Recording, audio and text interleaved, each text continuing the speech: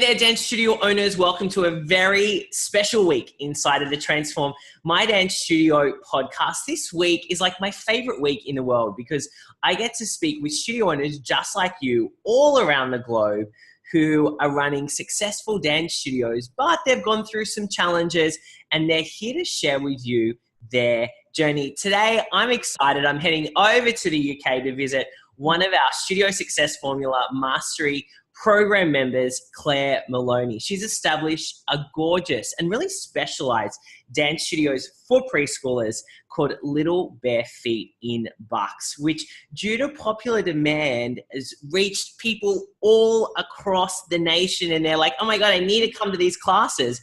And so I'm so excited to talk to Clare today about her dance studio, Dance Dynamic. Clare, hello, welcome. Thanks for joining us.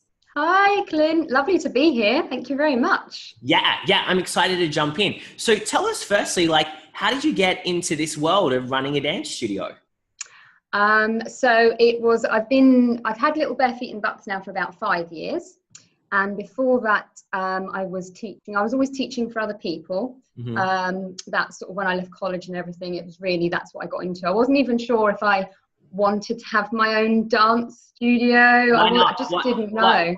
Why? What was the reservation there originally? I think like most people that go into this, I love dance. I love teaching, working with children. I just love being able to share my love with them. Mm-hmm. And sort of been introducing them. And I think I had such amazing teachers when I was taught. I thought to be able to pass that on to people. So I was worried that having my own school would take me away from that, and it would be the extra pressures to have in your school, and I'd maybe not enjoy the teaching so much, or anything, things like that, really. Yeah, totally get it. So I've taught for other people for about 10 years, and then I started to think, what's kind of the next step, really? What do I want to do? What do I want for the future as well? Kind of thinking ahead.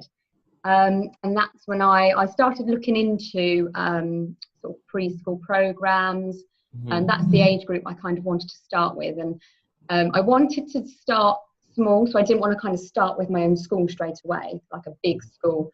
So I thought just see how I feel about it, really, see if that kind of works for me, if I think that's the right step and the right sort of path to take. So so I started with Little Bare Feet in Bucks, as I said. It's just a beautiful program. It's by a lady called Jill Bridger, who's based in the UK. Mm-hmm. And I'd met her at some different workshops and things and events that I'd gone to, and she'd sort of discussed the program, and it just looked perfect, really, for what I wanted. And I thought, it's something I believe in, and I'm just going to love teaching it, which I do. And that's, so from there, and actually in the area, I kind of did my research, and in the area in sort of Buckinghamshire, in Beaconsfield, there wasn't actually many real dance-based programs for that kind of nice young age, for that real toddler age. And this is perfect because the parents dance with the children, which is, I wanted that as well. And I just love it. I want to ask you, what were you looking for in a preschool program? What was it? Because there's so many preschool programs out there now, which we're really lucky. We can essentially plug and play a program. If we want to do preschool, we go, oh, wow, this person has a great program. I'm going to, license it or buy it or whatever it is and put it into my studio. What was it about this program that made you think, you know what, this is the one for me? So what I liked about it, so it's a license. You sort of buy the license, you pay your annual fee for the license. So it's not, there's no like a franchise or anything. I didn't really want, I didn't think that was for me, sort of the franchise side of things. So I thought I liked that idea. And although with this program, the Little Bare Feet program, it's all based around a teddy bear, Melody Bear. And you get sort of class plans, but they're very sort of loosely based. Oh, I like the idea that actually I could create things and come up with things myself. And I love that kind of being able to use my imagination, and I come up with different stories for Melody Bear and what she's been up to and her adventures and things. So I like that side of it, and it's got some amazing music. It has such beautiful, they've created their own music for it, which is beautiful. Yeah, that's it. That's important. So you decided to take on this preschool program. How did you start getting preschoolers to know about you and coming to your classes? So I did some flyers, got some flyers done, Yeah. and I went out. I just remember driving round with a friend, and we were driving round sort of the whole of sort of Beaconsfield and the surrounding areas, dropping off anywhere who would take my flyers. So it was coffee shops, supermarkets, libraries. Libraries were a really good one, actually, and I actually went in with some libraries because they do some like classes each week. And they said, oh, you could come in and do a taster class. So that was really good. That's great. Yeah, so it was just in that way. I started up a Facebook page straight away, which was great as well. And I had lots of friends and contacts who would then share it on their pages, and sort of if they knew anyone with toddlers, they shared it with their friends and things. So that was it really. And were you giving some type of offer? So was it like coming for a free class or a couple of weeks for a certain amount of pounds? Like how did you kind of get people in? What was the offer that got them? So my offer was the first free trial class. So, and I still do that offer. We still have your first free trial. And so I also do, so you can either sign up for the term or half term, which I think is good for that age, because I think they've got, the parents, they might have other things they do, lots of different things happening. And obviously they can be going on holiday if they've got, they're not necessarily going on holiday in the school holidays. So they can be away. So it gives them the flexibility then of, they haven't got to sort of commit to a full term. They can commit just to the half term. So I still know kind of who I've got in my classes. But there's a bit of flexibility there for the parents as well. Yeah, for sure. What were some of the surprises you found offering classes for parents and their children when you got started? It's funny actually. Excuse me. You get lots of parents who were quite almost apologetic when they come in sometimes. I think you see their sort of nerves and lack of confidence slightly in the fact that they've got to dance around with their child. And I think some of them, obviously at that age group, you have no idea what the child's going to do. And, 1 week they could be the angel child. The next week, it's like completely different child's turned up. They're like screaming, licking the mirrors. Yeah, exactly. Yeah. So I think the parents, for me, that's just part and parcel of working with that age group. And actually, that's what I love. I do really enjoy teaching that age group because there is no pressures. It's not like where you have exams and you're working towards things like that. It's literally, you're just introducing these children to dance. And I think at that age, children love to dance as well. All children at that age, they just love dancing. So yeah, I think for the parents, they kind of feel a bit embarrassed if their child doesn't necessarily play ball each lesson. If they go, I've had them sitting in the corner. I've had one little girl, bless her, for the first month. She hid behind, in one of my halls, there's like a pillar, and she hid behind the pillar for the whole lesson. And she'd only ever come out to get the sticker at the end and have her cuddle with Melody Bear. But she loved it.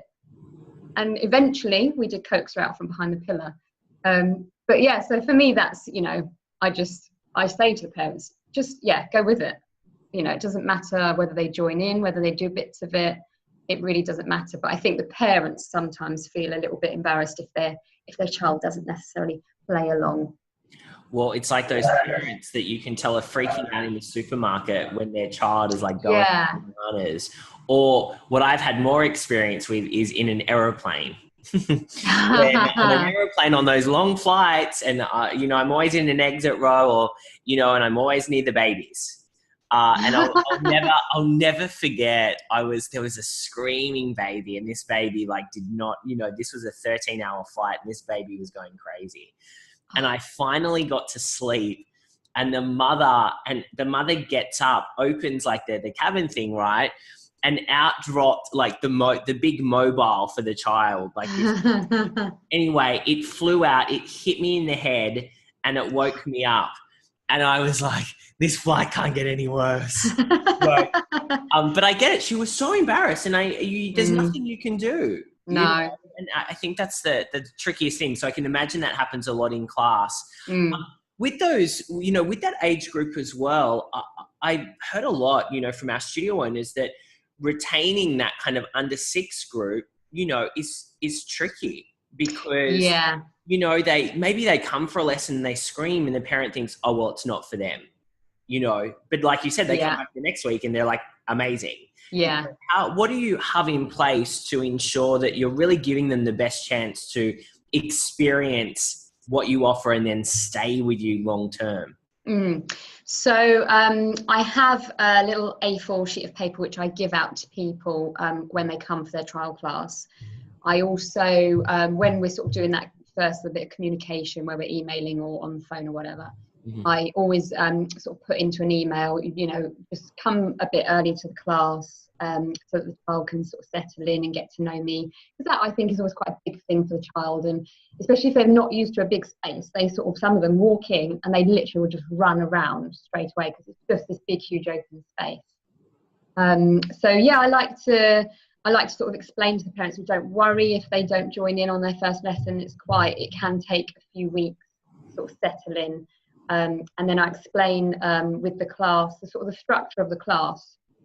The way I do it is so they're 45-minute classes. And the first, so I start with a warm-up, and the first sort of 3 first warm-ups that we do, they're always the same every week.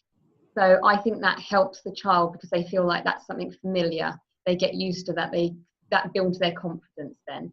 And then what we do is we go on a little adventure. So it's always based on the teddy bear, Melody Bear, who I have with me today. Yeah, sure. Here's Melody Bear.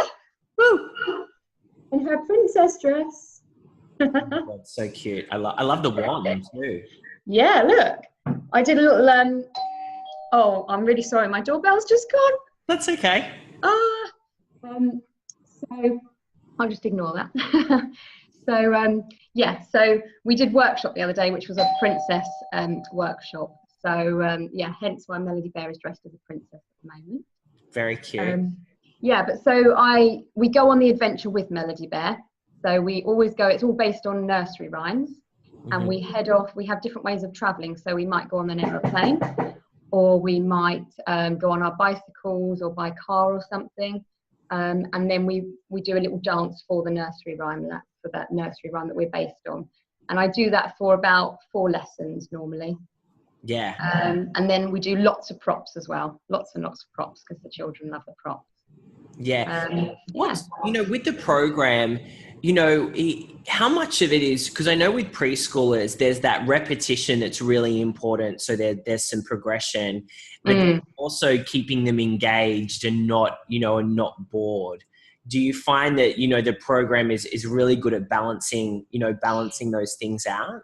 Yes, I do. Yeah. And actually a lot of the parents have sort of commented on it's the structure of it is very good in that you do have there's the flexibility for me to add my own things, so it's not like a set, this is your lesson plan, you have to do this every week.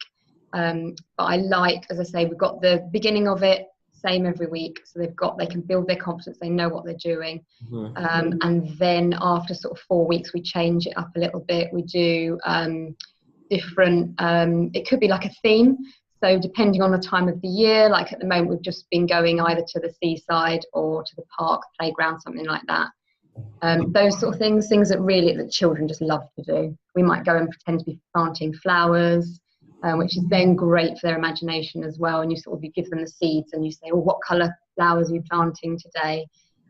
Things like that. So it's a nice structure of, some of it is the same every week. And then some of it changes, so it doesn't get boring for the child or for the parent. Yeah, I love it. Claire, I want to talk to you about your expansion from preschool into your main studio. What prompted you to make that decision? And just tell us around like how that journey's been. So it's been, crazy journey, crazy but exciting.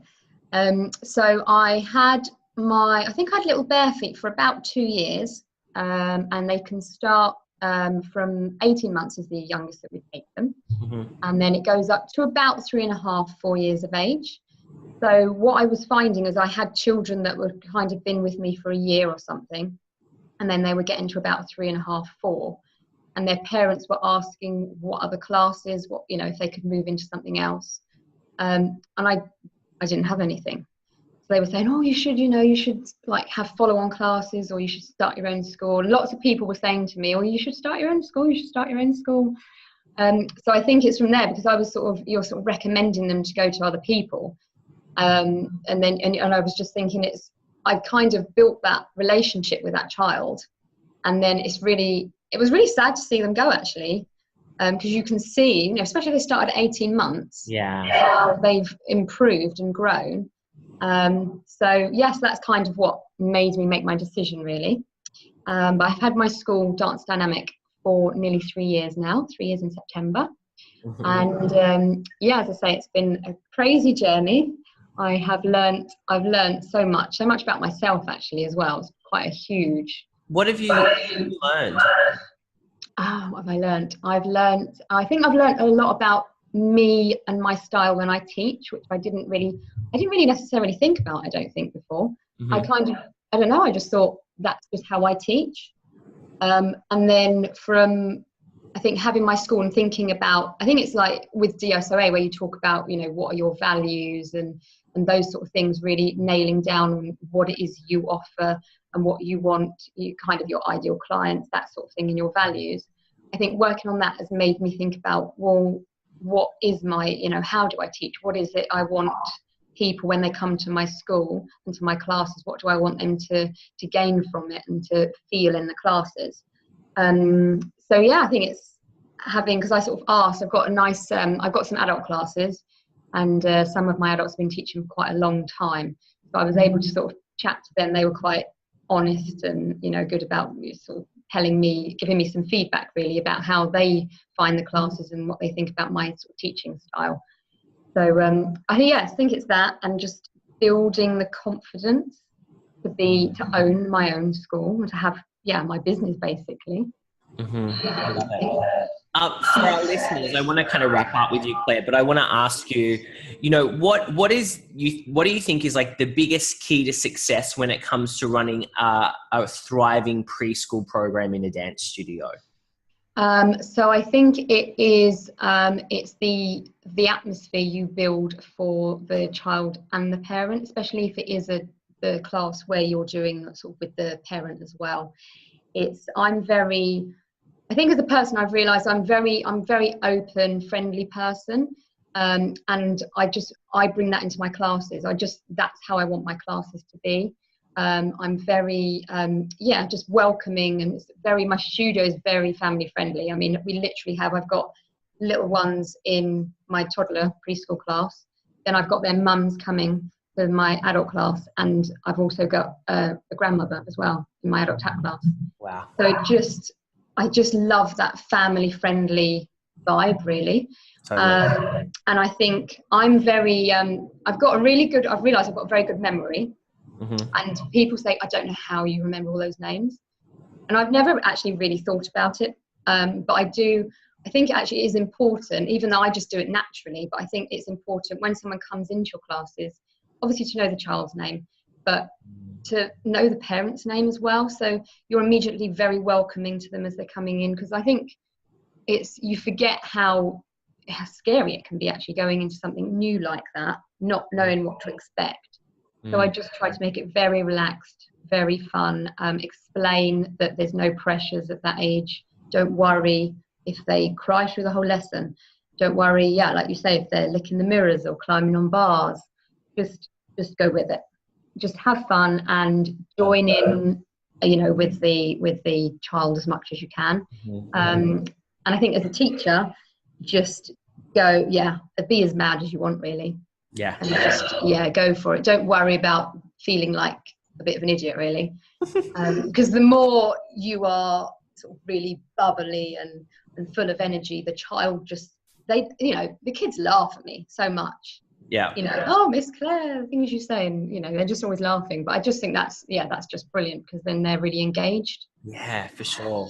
So important. Look, Claire, I've loved this conversation. I so greatly appreciate your time. I love watching your journey and and what you're going through and the steps that you're taking forward to build your studio. So congratulations. It's such a pleasure. Tell us, where can we find out more about your studio? What's your website? Tell us if you're on social media.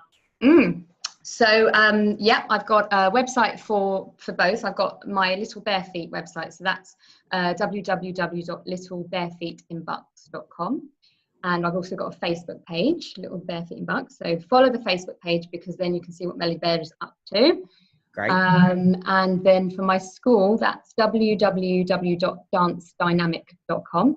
And again, I've got a Facebook page and Instagram and Twitter for that. So awesome. So cool. Yeah, definitely go and like my Facebook pages.